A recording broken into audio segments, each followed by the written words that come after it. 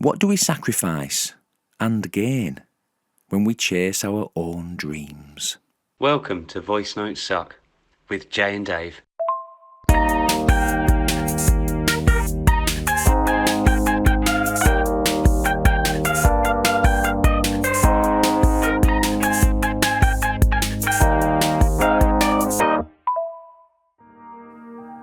In this episode of Voice Notes Suck, we take on the messy but rewarding collision of parenthood and self-employment.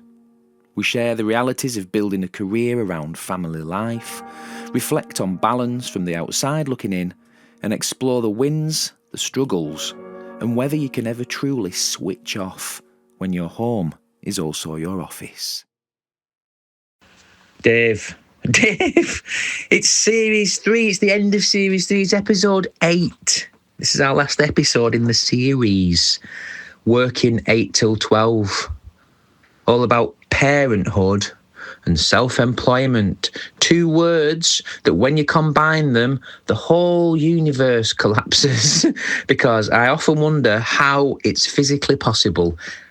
I'm doing it. I left a full-time job, maybe foolishly, I don't know yet, 8 years ago to become self-employed. Fortunately, my wife works a full-time job, so she's supporting the family. We made that agreement. We had that discussion. That was important. We've got 2 children. We've got a teenager now and one nearly a teenager. And I do sometimes wonder how I exist, how I've not just evaporated in a puff of smoke and sparkles and tears. This one's definitely for the parents, Dave. Definitely. And I'll be interested to see how this pans out, to be honest. So much in such a short message, Jay.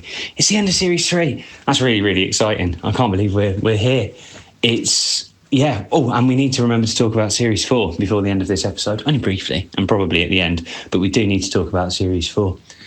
Self-employment and parenthood. I think it crosses into employment and parenthood as well. And what I want to explore, I guess, from my perspective, I don't have children. I grew up in a house with 8 people in it. It's a very busy household, and possibly one of the reasons I don't have children. But I want to explore some of the positives and some of the negatives, some of the struggles, some of the wins with you. And I don't think you'd ever go back. I obviously know you quite well, Jay, but I don't think you'd ever go back to working full-time. And I'm going to start there. Would you ever go back to working full-time for a salary? And if not, why not? No, I wouldn't do that. Purely because it would shift a lot of things at home. The positives come through, you see. I'm here for the kids. I can do the school run all the time while Gina goes to work. We don't have to put them in holiday club or breakfast club or anything like that. Mainly our youngest now. Our eldest is becoming a bit more self-sufficient now. She's left high school. She's starting college. But our youngest, I'm here for her, and it's been really, really good for her. I can tell, we can both tell, that it's just been really enriching for her and a real positive. Whereas if we'd have both been working, I genuinely believe we'd have seen a lot less of each other. And same goes for me and my wife. We would have possibly seen less of each other, you know. There are a lot of benefits. Full-time employment wouldn't give me the opportunity to go after my dreams, Dave. And it's probably the same for a lot of people who are self-employed, even though it's really challenging emotionally. And on a personal level, a lot of the time you feel like you're making mistake after mistake after mistake, especially when there's like months where there's no income. You've just got to appreciate the freedom of that, ultimately.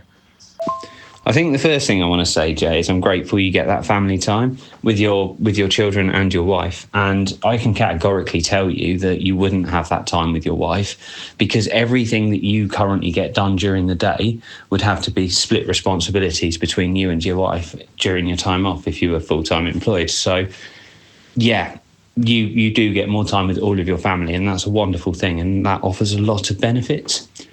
I think, like anything that impacts your day-to-day, there's compromise, right? So whether you're full-time employed, whether you're self-employed, whether it's a mixture, whether you're working a side hustle, we all need income. You know, as a family, as individuals, we all need income. And there are compromises to be made to get that income. So there will be wins and there will be struggles. And this is just the way of everything, whether you're employed or unemployed. I guess one of the challenges for you, and correct me if you're wrong, but one of the challenges will be having defined work hours, work patterns. You know, if you're employed, you're told that you work 9 till 5, Monday to Friday. Whereas if you're self-employed, all of that motivation's got to come from yourself. Yeah. Hours are all over the place. I mean, I feel like I am constantly working. That's not a bad thing. It's not a bad thing. It doesn't mean that I don't get time with my family, etc. But I'm always thinking, and I always have to make sure that I have some kind of an income coming from somewhere. It is a bit of a hustle. It's a struggle. And I'm pretty sure that's like that for a lot of people. I mean, if you're listening to this podcast right now, and you're self-employed and you're a parent, or you're a parent and you're working, but predominantly self-employed, which is what we're just chatting about now, do you find that you're constantly switched on? And I think switching off is the challenge. That's the challenge, is switching off. I do manage it now and again. I can do it. Like if we go out as a family, that's good. If we go out on a day out, I can switch off like that. It takes me a little bit, but I get there. But in regards to income, when you've got like a salaried position, you've got that sort of financial comfortability, let's say. You can expect a wage at the end of the month, whereas when you're self-employed, sometimes, not all the time, but sometimes it's a little bit difficult to have that coming in. So you have to find ways to make that happen. And that's the challenge. It's a struggle, but a struggle, a positive struggle. I mean, I guess the flip side of that is if you're working full time, your only time to do stuff like that is, you know, when you're not working in the evenings and at the weekends. Again, you add a family into it and it changes the dynamic even more. How do you manage that time, like in the evenings? So I can imagine it's very easy to work whilst the kids are at school. So then when it comes to holidays or evenings, potentially even weekends, how do you make sure that you're managing your time effectively between household tasks, family, and doing what needs to be done to drive in that revenue for you and your business? I genuinely don't know. I don't know, Dave. I do not have the answer to that. If we go on holiday, I don't work. I make a very conscious decision to do no work at all if we go on holiday. We just spend time together. I don't even really check social media on holiday, because to me, social media is also work. It's part of that. It's all wrapped into the same thing. In the evenings, I will work a lot of the time because I've got a lot of things that I need to get done. I've got a lot of things going on. It's not just one project. I sometimes wish it was, but it feels like the project is me with multiple things inside my brain and in my life that I'm part of and that I create, and I love it all, and it's really important to me. I've spent a lot of time and I've put a lot of energy and resources into building a lot of the things that are going on in my life. So it's really important that the children know that and see that. My wife knows that. The whole family are aware that it's something that's really important to me and close to me. I'll clean when I feel like I've just got a little pocket of time. Sometimes it appears. I mean, I did the vacuuming on Sundays. I do the vacuuming on Sundays. That's my thing. I have to do that. That's my thing. But it's different all the time. Sometimes my wife works at the weekend, so it's a varied life. I think you do prioritise your time, and I think you don't understand that you're doing it a lot of the time. So I think you do manage your time quite effectively. Certainly from an external position, you have certain tasks that need to be done, certain tasks that you'd like to do, and certain tasks that you want to do. and you manage that quite effectively, at least from an external view. It might not always feel like it in the moment, but then again, people think I'm organised, Jay, for some crazy unbeknown reason. Would there be, if someone was to make that switch now from employed to self-employed, are there any tips, any advice, any information that you'd offer, or maybe anything someone should think about before they potentially make that decision? I mean, to be honest, I think it all depends on your personal financial circumstances ultimately, because a lot of it revolves around income. When I did it, I have the support of my wife financially. So we had a discussion, and she's prepared to help support us through self-employment, which is really challenging financially, especially in the early stages. So my advice would be, if you don't have any financial support or backing, be mindful that it's going to be harder, and it might be worth potentially saving some money up if you could. If you do have financial backing, have a good conversation about it, and know that even for like the next 5 to 8 years, you might not be making an income, or very minimal income at least. So one person in that relationship is going to have to support you. There are other alternatives, like getting a loan, like a capital loan, if you're going to go self-employed, and using that to basically live while you grow your business. And there are many ways, but I think just remembering that it's going to be a challenge regardless is the most important advice I could give. I think you've touched on a very important point there, Jay. And as soon as you're involved with someone else, if there's a partner or a spouse involved, then that conversation is the most important thing that you can do. And be completely open. Talk about what it looks like for year 1, what it looks like for year 5. What does it look like for year 10? Is it sustainable with X amount of income? What do you need to do to make it work? Those kind of conversations are really, really important. And I think if you're not in a committed relationship and that expectation of a wage or security isn't on you, then having that runway before you start is massive, isn't it? You need to have a roof over your head, otherwise you can't do this stuff. So we've got that down. We've got the decision-making aspect of it down. You've gone into self-employment with your passion, whereas other people might go into self-employment because of the opportunity to make money in a given field, even if they're not passionate about it. How would you... Well, so I'm not sure quite the right way to word this, Jay. But when you first started, if you can think back 8 years, when you first started, how did you decide which aspect of your creativity to focus on? So I left focus on the music, but I left my full-time job because things had changed quite dramatically as well. So I felt a bit pushed out. I kind of felt forced into it a little bit, which was challenging, but it is as it is.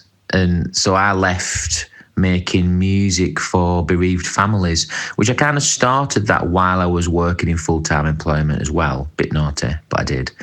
And that went well for a bit. But then again, like any kind of self-employment, especially if you've got a wonky brain and you're creative, you're highly creative, you can sort of bounce between creative outlets.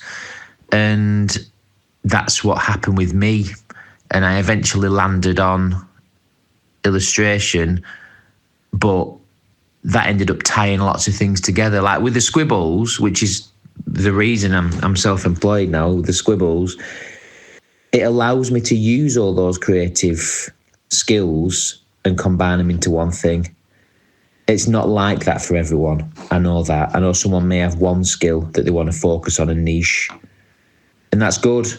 And if you can do that, amazing. If you're a multi-potentialite, it's a little bit more difficult to find, and I think it takes a bit longer. Would you do it? Tried it.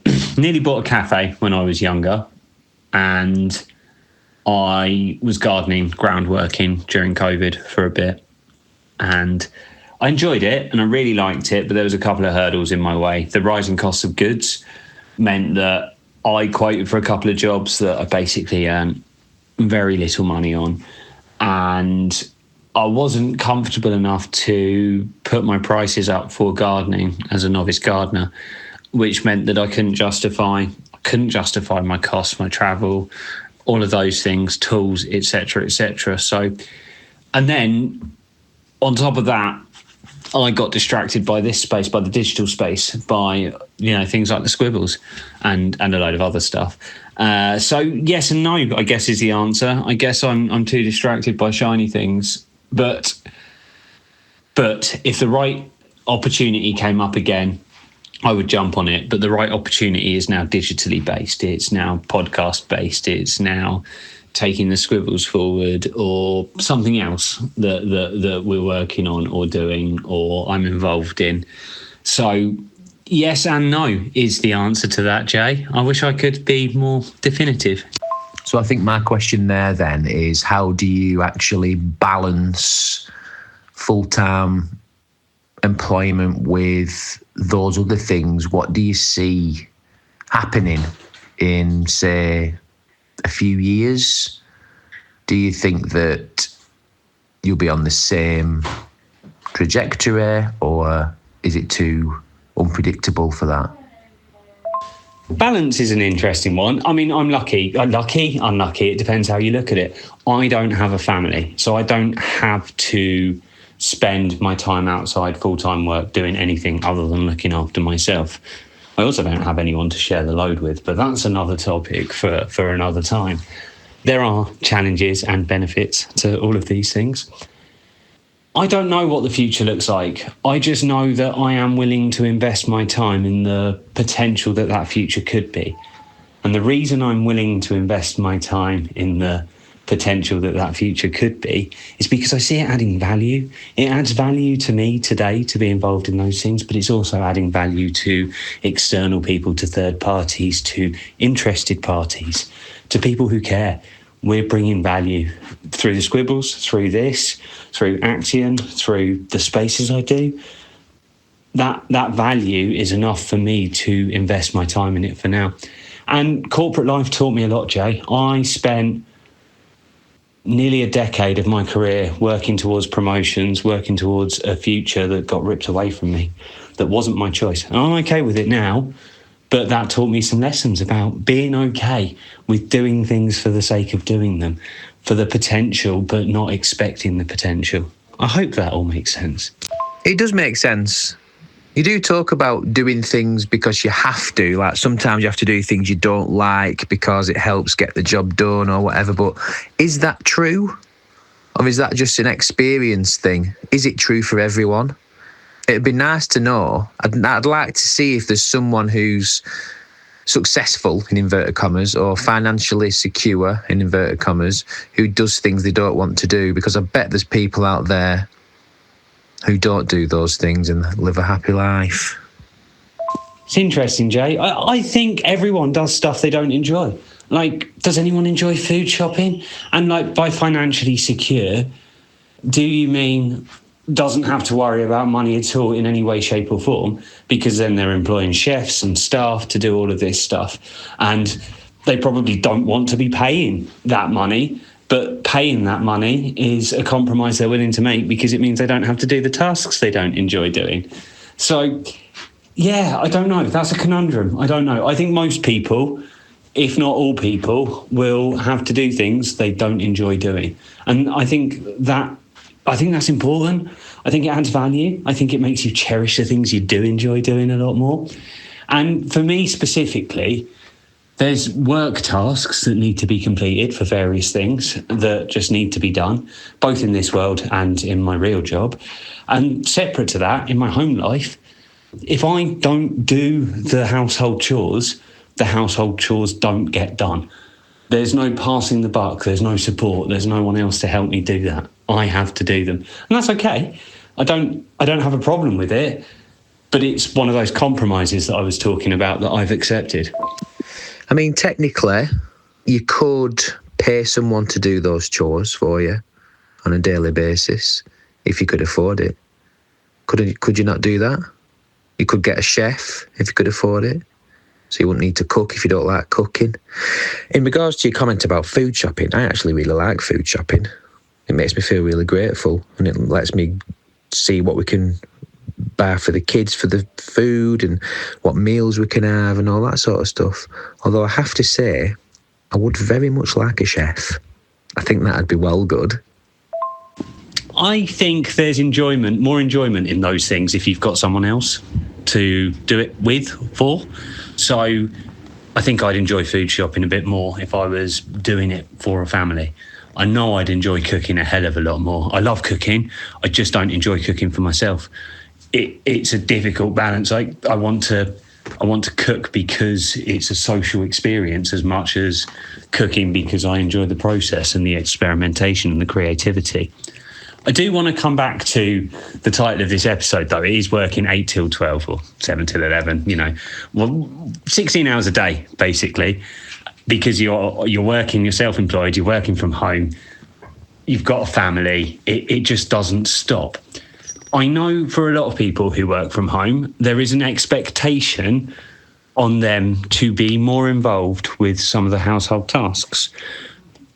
And I think that's a societal thing. You're at home, you should be able to do stuff, even though you're working. Is that something that you guys have struggled with or had to find balances with as a family? Is it something you're aware of? And if it is something you're aware of, and I know you don't like lots of questions, but how do you manage that to stop resentment building from both you and your partner? Wife/partner? Wife, I know it's a wife, but how would someone else stop that resentment building for a wife or a partner or a husband or a partner? If you're working from home, then you are really responsible for keeping it tidy, aren't you? And clean, because you're here all the time, spreading your fleshy dust everywhere 24/7, 16 hours a day.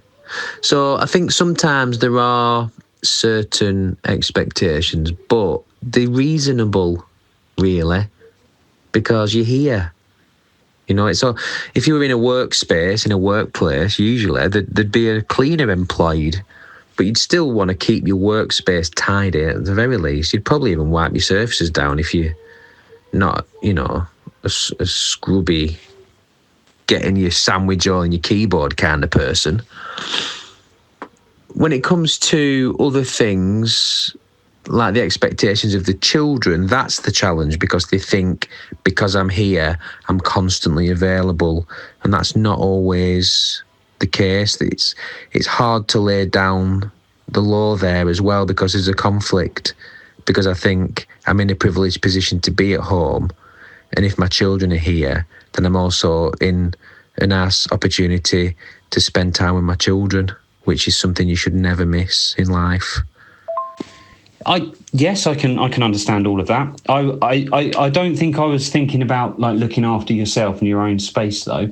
I think I was more thinking about should you be cooking dinner whilst you're working and being paid to work, and those expectations around that aspect of that.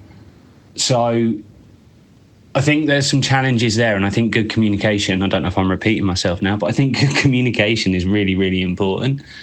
But those expectations, how do you manage them when they're not possible? For you, if you've got a deadline and you're busy, how do you manage the expectations to your significant other, to your children, who might be expecting your time? How do you deal with that? How do you make sure that you're able to balance the stuff that pays the bills, that keeps the business going, versus those household duties and the want and the desire to be there for your children? Just got to do it. There's no other way. There's a conversation. So if I've got a deadline, the conversation will be had. And then my wife will take over duties, even if she's tired. Sometimes get the children to help, begrudgingly, empty the dishwasher. Emptying the dishwasher is so small and takes 2 minutes, but it's so massive to kids. But our youngest daughter, Isla, she's really good around the house. She does help a lot. She'll do vacuuming and she'll clean a little bit here and there. Our eldest does the bare minimum, but she's a teenager, and I feel like that's what a lot of teenagers are like, unless they're being brought up being forced to do chores, which we never really wanted to do. We wanted it to be more of a natural thing. And Isla's she's just taking it on herself, really. She enjoys it. She likes helping. But Maisie's not a fan of helping too much, which is fine. It doesn't make her a bad person. It's just her choice, and I go with that, and we both go with that. So just got to improvise, Dave. Improvise, Dave. Improvise. All family dynamics are different, aren't they? In my family growing up, I was an adult before my time, or had to adult before my time. And I wonder if that's why I've got some aversion to certain things. And I think everyone's got their favourite chores. It doesn't mean they like them, it just means they prefer them to other ones. Like, I would rather clean the bathroom, and I mean clean all of the bathroom, than push a vacuum or a hoover around, for example. I think people who are struggling to manage these dynamics and to make things work for them aren't going to get much from that answer if you've just got to do it. And I know it's the answer, Jay, but I know there's more to it than that. When you've potentially been struggling with some of this stuff in the past, and you may not have ever struggled with it, but it sounds in your last message like you might have done, what would that have helped you? Someone telling you just do it, or would you have expected some more cohesive input if you were looking for advice and input? And what would you have been looking for in that situation? And do you think it would have helped if it had been delivered? I think, hanging on to the just do it comment there, it was right at the beginning, and then I went into the explanation on how things work. You have to embrace the chaos. There's no other way. You can't think about this stuff. Not really. You can't even really plan it. You could have some kind of structure in place, but that is completely and utterly dependent on your entire family dynamic, and every family is different. Some structure doesn't work. Having no structure sometimes is the answer. And in my house, it's quite chaotic sometimes. Other times, it's okay. And it's a struggle during the holidays sometimes. School holidays can be challenging because everyone's together sometimes, more than normal. But embrace the chaos. There is literally nothing else you can do. And it's okay. Sometimes life is a struggle. Most of the time, life is a struggle. And that's okay, because that's life. And that's what makes us move forward. And that's what drives us to become better people most of the time. So, just do it. Stop complaining. Thank you, Jay. I do appreciate that answer, and I think it adds a little bit more depth. And those 3 words, they're used regularly, and they're important. Just do it is important. Advice, information, perspective, whatever you want to call it, but it's important when it comes to so many different aspects of your life, whether it's family dynamics, whether it's your work, whether it's a bit of creativity that you've been looking at, whether it's something else entirely, like putting out a podcast on voice notes. Sometimes you've just got to do it.